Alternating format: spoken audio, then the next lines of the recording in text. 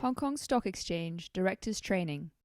Responsibilities of directors of companies listed on the main board of the Hong Kong Stock Exchange.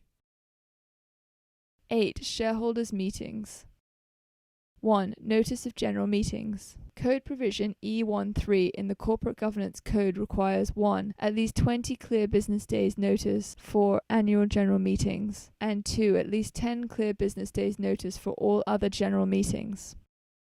Under the comply or explain principle underlying the code, issuers must explain any failure to comply with these requirements in their interim and annual reports. Notice of general meetings must be given to all shareholders whether or not their registered address is Hong Kong, Main Board Rule 13.71. Notice of an annual general meeting and all other general meetings of shareholders must be published on the websites of the exchange and the issuer, Main Board Rule 13.37 and 13.73. 2. Mandatory voting by poll on all resolutions at general meetings. Voting by poll is mandatory on all resolutions at all general meetings under the Main Board Rule 13.39(4). A chairman at a general meeting may exempt certain prescribed procedural and administrative matters from a vote by poll.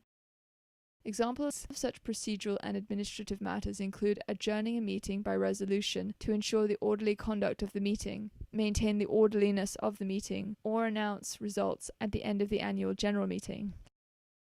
Listed issuers must appoint a scrutineer, who may be the issuer's auditor or share registrar, or external accountants who are qualified to serve as auditors, to oversee the voting procedures.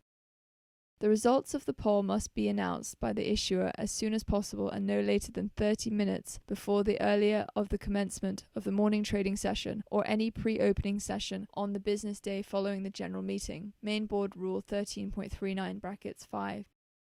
The chairman of a general meeting is required to ensure that the detailed procedures for conducting a poll are explained and to answer any questions that are raised. Code provision E21.